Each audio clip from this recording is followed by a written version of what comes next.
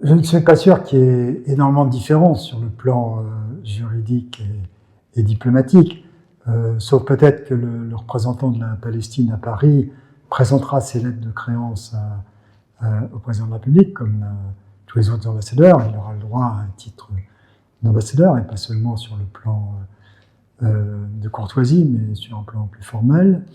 Et il y aura sans doute quelques conséquences de ce type, mais c'est surtout dans les conséquences juridiques et diplomatiques en profondeur qu'il y aura une différence. Si vous dites qu'il y a un État palestinien, ça veut dire qu'il y a des frontières.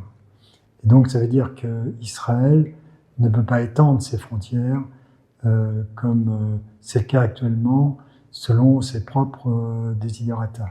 Si vous dites qu'il y a un État de Palestine, ça veut dire que les Palestiniens sont des citoyens. Et donc, on leur confère une dignité qui, surtout pour les Français, ont un sens particulier. Mais voilà, c'est de cet ordre-là qu'il y aura un changement de statut.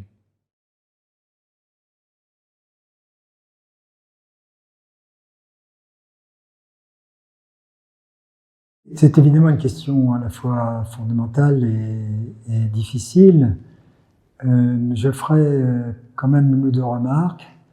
D'abord, dans la position américaine, c'est pas certain que M. Trump soit aussi fâché contre ce geste que ne l'est son administration et que le laisse penser la traditionnelle proximité entre Israël et les États-Unis. D'abord, Trump lui-même a été capable, dans les mois qui ont précédé, de tordre le bras à Netanyahou sur plusieurs occasions, notamment en imposant dès le mois de janvier une trêve.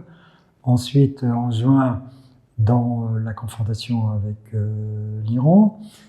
Et cette fois-ci, c'est clair qu'il dit du mal, il critique la position de la France, qui est aussi celle du Royaume-Uni, n'oublions pas, du Canada et d'autres, mais sur un mode plutôt agree to disagree, comme on dit en anglais, si on est d'accord pour être pas d'accord, que sur un mode très combatif. Or, c'est très important parce que pour l'avenir, pour qu'il y ait une vraie dynamique qui soit créée, il faut qu'Israël accepte un cessez-le-feu, ne serait-ce que pour permettre de vraies élections en Palestine, et aussi pour sauver Gaza d'une destruction complète. Or ça, seul Netanyahou peut le faire. Seul Netanyahou peut le faire, mais seul Trump peut forcer Netanyahou à le faire.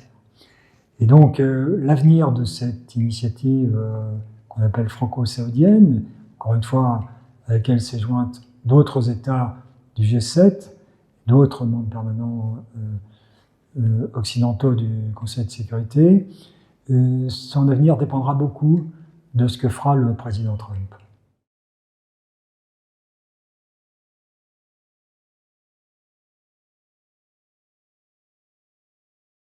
Comme vous le savez, le président Macron a beaucoup hésité.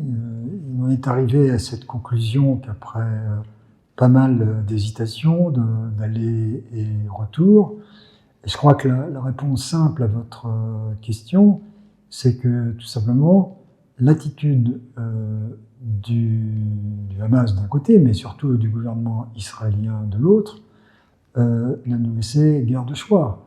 Quand on s'est rendu compte qu'on n'avait aucun levier sur les deux principaux acteurs, le président était obligé de chercher d'autres moyens d'intervention et aussi de témoignage de ce que nous pensions du drame qui se jouait au Proche-Orient. Et ce qui me paraît frappant, qu'on n'a pas assez souligné dans le débat français, c'est que quand même le Royaume-Uni, le Canada, l'Australie sont parvenus aux mêmes conclusions que la France.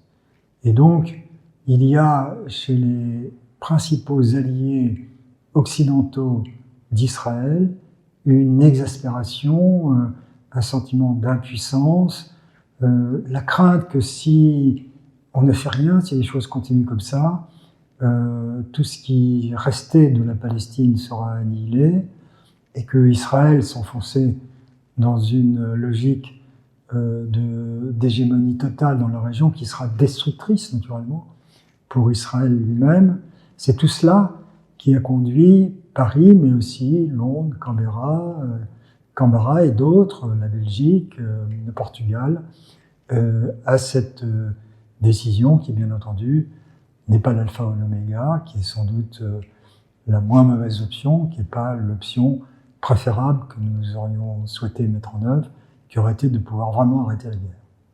C'est pas mal pour le prestige de la France, pour le rôle de la France. Ça l'a réintroduit quand même dans un sujet dont elle avait été écartée.